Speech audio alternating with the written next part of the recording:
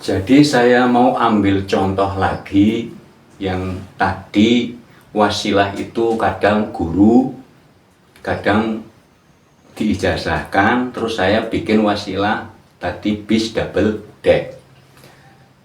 Saya melihat perjalanan Nabi Musa yang berguru kepada Nabi Khidir. Ya, saya contoh satu perjalanan. Itu juga filosofi ya. Kata Nabi Khidir, kalau mau ikut belajar denganku, kata Nabi Khidir, cukup diam, jangan protes. Itu kalimatnya begitu. Terus beliau, Kanjeng Nabi Khidir dan Kanjeng Nabi Musa itu naik perahu. Ya, naik perahu menuju sesuatu pulau. Ini filosofi ya, hanya perumpamaan. Setelah sampai ke suatu pulau, perahu itu dibolongin, dilobangin agar tenggelam. Pada waktu itu Nabi Musa bertanya, kenapa ini perahu nyewa kok dirusak, dibolongin? Jawaban pada waktu itu Nabi Khidir hanya mengatakan, ini perahu bakal untuk ngerampok. Itu juga perumpamaan atau filosofi. Saya ambil maknanya. Sama juga yang saya tadi bahas tentang perantara atau wasilah bis double deck. Naik perahu itu adalah wasilah. Setelah sampai kepada satu pulau, jangan berpikir perahu. Karena nanti nggak fokus juga. Nyampe ke pulau itu mau ngapain? Karena mikirin perahu. Wah, nanti perahunya ke bawah ombak gimana? Jadi kalimat yang tadi Nabi Khidir mengatakan nanti dirampok, berarti diambil. Artinya di saat kita fokus di satu pulau, tapi pikiran imajinasinya memikirkan perahu. Yaitu sama juga. Jadi mohon ini masukan sangat amat banyak. Ada yang bertanya tentang katanya sudah ditakdirkan tapi kok dihisab. Kita analogikan hisab itu, yang menurut saya pahami, hisab itu adalah dihitung atau dicek atau dikontrol. Luas ini bahasanya ya. Nanti bisa paham bahwa kita sendiri kadang-kadang punya umpamanya proyek ya, punya proyek apa. Umpamanya bikin rumah, ini umpamanya bikin rumah. Umpamanya ukuran 5x7 umpamanya. Nah, itu kan sudah ngitung. Sudah digaris di dalam sirat kita. Nanti saya mau bikin rumah 5x7. Nah, itu kan menghitung juga, hisab juga itu namanya. Ya, kita bicara kalimat ya, hisab bicara kalimat itu adalah hitung. Lah setelah digambar, itu kan nanti juga menghitung biaya, menghitung material, bahan-bahannya. Hisab bahasa Arabnya hisab, dihitung juga. Nanti setelah selesai juga dihitung juga. Saya bikin rumah pertama pas pondasi tanggal segini, ini itu juga selesainya tanggal segini, itu juga hisab atau hitung. Jadi monggo dianalogikan, diperluaskan makna. Dan ada yang bertanya juga, itu proses kejadiannya tahun berapa? Saya bersyukur nyari bukunya ada ini. Ini kalau dalam bahasanya buku harian, sebenarnya bukan buku harian. Karena saya ini kejadian termasuk menurut saya sangat berharga, saya tulis. Kejadian puncaknya itu, puncak fana ya, pada tahun 2009, bulan 9, tanggal 11. ya, pada tahun 2009 bulan 9 tanggal 11. Ini puncaknya begini, ada hubungannya dengan hisab. Jadi pas pada puncaknya itu setelah biak itu ya, setelah biak itu kan kaget. Nah setelah kaget itu kan kembali sadar lagi kayak orang biasa, sadar lagi gini. Itu di situ kan berontak, ini berontak di sini. Kalau orang bilang itu bergejolak atau kiamat. Di saat kiamat itu kan berdiri hukumnya Gusti Allah itu bergejolak antara iya tidak. Itulah proses yang sangat menguras tenaga. Itu proses yang benar-benar. Tapi di situ saya tidak berhenti, tetap saya penasaran. Saya wiridan lagi sampai wiridannya berubah-ubah. Saking sudah kolam.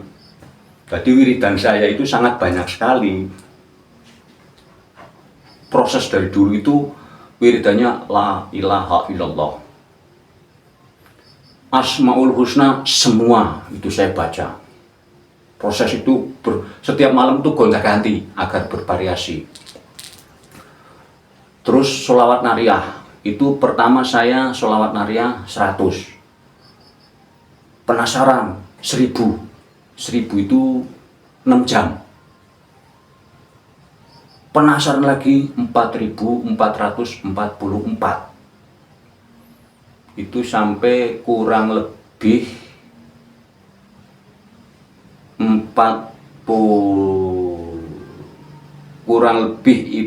56 jam kurang lebih. 2 hari lah, 2 hari. 2 hari 2 malam. Itu kurang lebih ya. Di situ berubah lagi, ganti Bismillahirrahmanirrahim 12.000 baca. Banyak sekali bacaan, ada yang ya latif, sangkin gundahnya. Pokoknya bergejolak, wiridan saya baca yang sampai ayat Sulaiman saya baca. Innahu min Sulaiman Bismillah. Banyak sekali ayat kursi saya baca. Surat Yasin sampai 99 kali saya baca. Ini saya pengalaman menuju puncak pada tahun 2009 bulan 9 tanggal 11. Nah, yang puncaknya itu saya istighfar pada waktu itu. Istighfar. Waktu istighfarnya itu belum puncak, pas puncaknya istighfar. Jadi saya baca la ilaha illallah itu kurang lebih ya 24.000 kurang lebih. Pas puncaknya yang tadi saya bilang sinar, yang dari sini yang apa namanya, yang kalau yang tadi itu energi, suara itu energi ya, napas itu saya konsentrasikan, saya imajinasikan cahaya itu kan frekuensi menjadi vibrasi, menjadi getaran, terus obrol-obrolan. Lah sekarang pas naik lagi itu menjadi ini gambarnya, cahaya seperti cincin kayak matahari tapi mencincin. Yang terang itu gambarnya begini, gambarnya bulat begini, tapi yang terang itu pinggirnya, yang terang. Kalau tengahnya biasa, nggak redup tapi biasa. Ini yang terang, jadi kayak matahari cincin, mirip itu. Di situ saya langsung sujud. Yang perasaan saya sujud itu di pasir hitam, pasir besi mengkilap, kecil-kecil mengkilap. Di situ saya sujud, nangis, membaca istighfar, minta ampun. Terus disitulah perjalanan hidup dari kecil selagi ingat, dari mulai akil balik itu diperlihatkan semua, 1 tahun. Itu nangis itu benar-benar asli, itu asli. Lah posisi itu apa? Posisi bagaimana? Posisi saya itu pada waktu itu duduk membaca la ilaha illallah. Sampai nggak terasa. Dibilang tidur juga kayaknya nggak tidur, orang jelas banget. Tapi kenapa saya sujud? Saya di situ nangis, di situ diperlihatkan semua perilaku.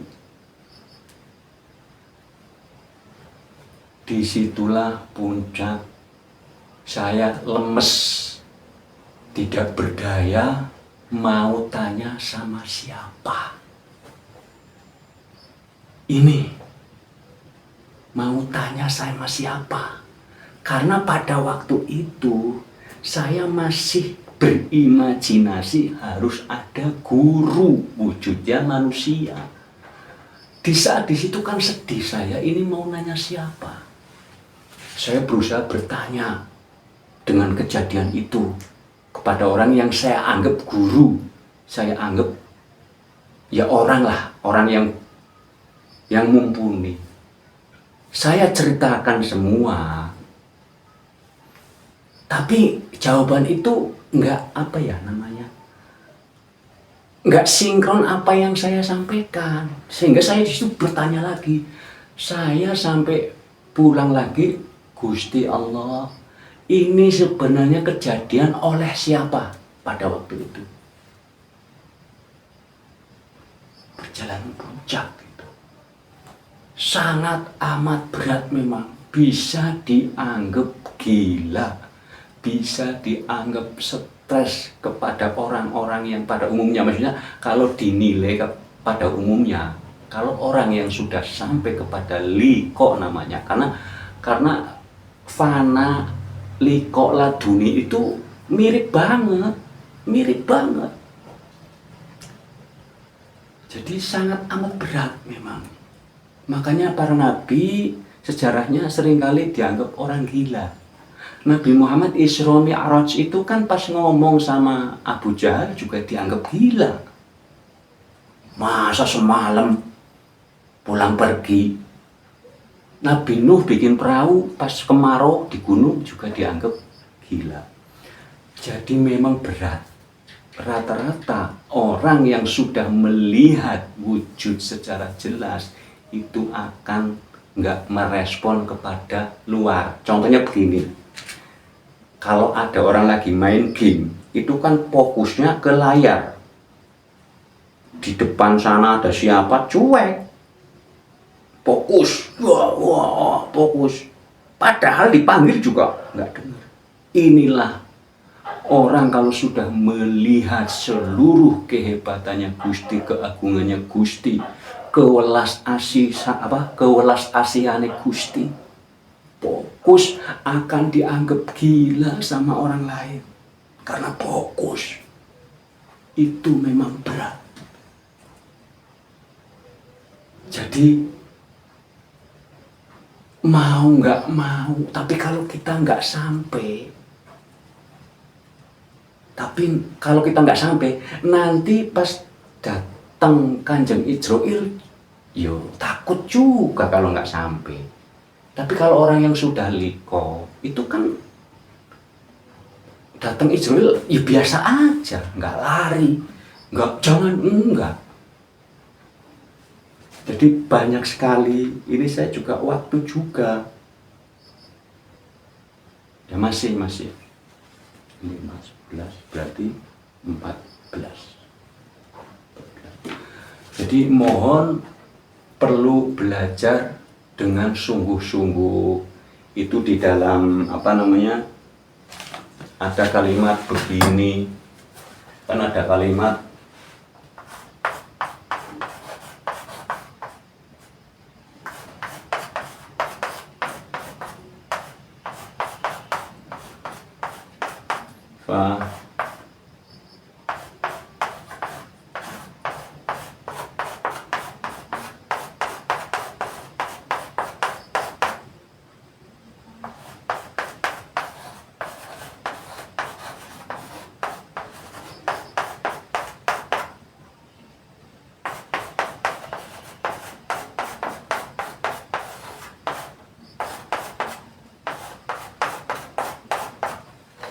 ini mujahadah. Ini kan terkenal ini, mujahadah. Mujahadah itu kan artinya bersungguh-sungguh. Kalau di sini bersungguh-sungguh, ini tingkatannya bisa disebut ini syariat. Ya, syariat ya.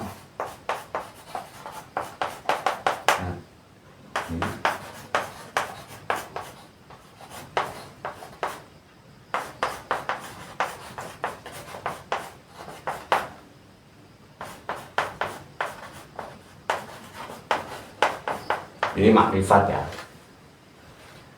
Jadi syariat, thariqat, hakikat itu bukunya. Orangnya yang menjalankan namanya mujahadah, bersungguh-sungguh.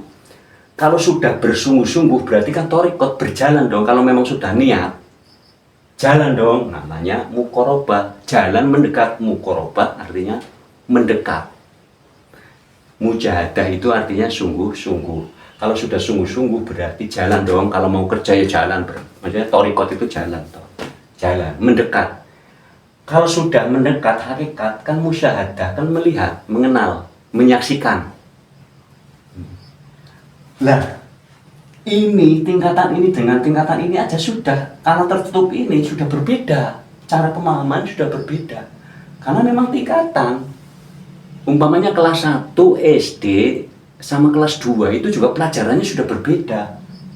Nanti sama kelas 3 berbeda, sama kelas 4 berbeda, sama kelas 5 berbeda. Yaitu makanya banyak yang ini sama yang ini nggak klop, karena ada yang ini nggak mau pelajarin ini, tapi kalau yang sudah naik urutan ini paham. Nah setelah musyahadah ini kan melihat, menyaksikan, mukasyafah itu jadi biar sudah kelihatan semua. Tapi masih ada rahasia yang disebut ini.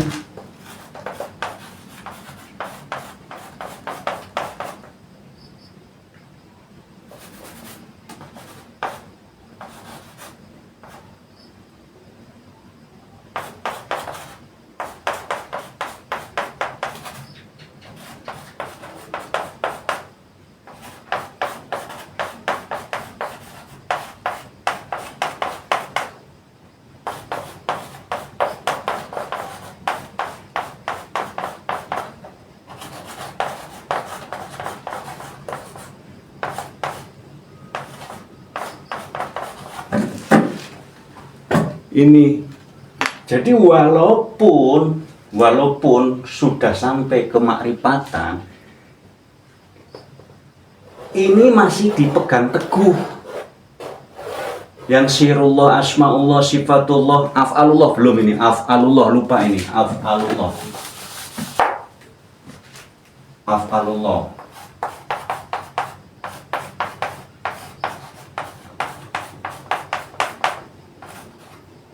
Af'alullah ya, zatullah,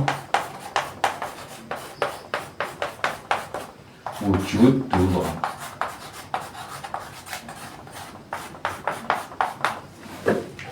Ini orang walaupun sudah makrifat, pas ditanya yang hal menyangkut dengan sirullah, tidak akan disampaikan seperti saya menyampaikan di YouTube ini, di video ini, karena ini walaupun ini YouTube itu disebut publikasi juga bukan, disebut rahasia tapi ya publikasi.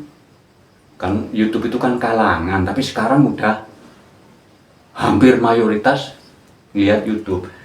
Jadi kalau saya ditanya tentang sesuatu yang jawabannya ada di umum, saya tetap sirullah, saya rahasia. Jadi saya juga nggak berani, saya merahasiakan, nggak blak-blakan gitu loh, masih ada rem. Ini seluruh orang-orang makrifat nggak bakalan blak-blakan, masih ngerem, masih merahasiakan.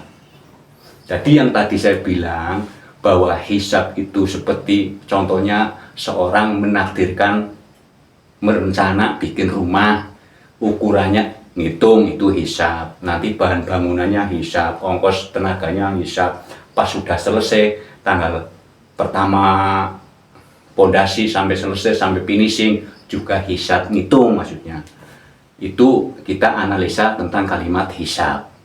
Nah, terus saya tadi perjalanan puncak, pas di saat melihat cahaya cincin, itu kan saya tersungkur sujud. Sujud yang saya pernah ingat itu adalah di pasir besi mengkilap hitam-hitam, pasir besi.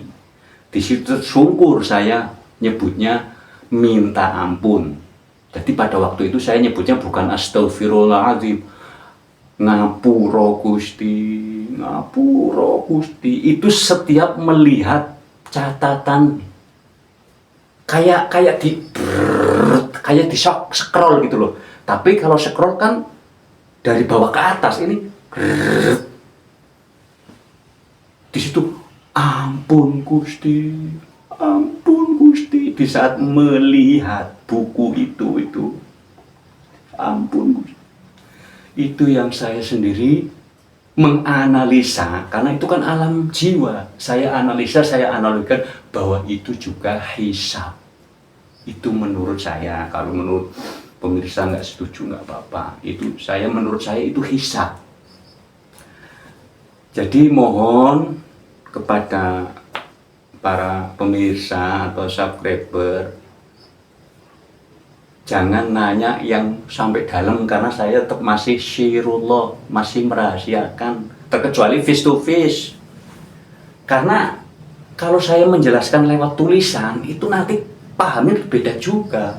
Tapi kalau berduduk begini nanti gampang dijelaskan. Jadi saya sendiri nanti insya Allah lagi merencanakan tempat untuk hadir. Terus nomor handphone itu saya juga lagi merencanakan. Karena handphone WA yang lama ini sudah penuh banget. Jadi mohon maaf, sudah penuh banget. Satu orang ngebel 3,5 jam. Aduh. Makanya nanti saya mau bikin WA yang baru.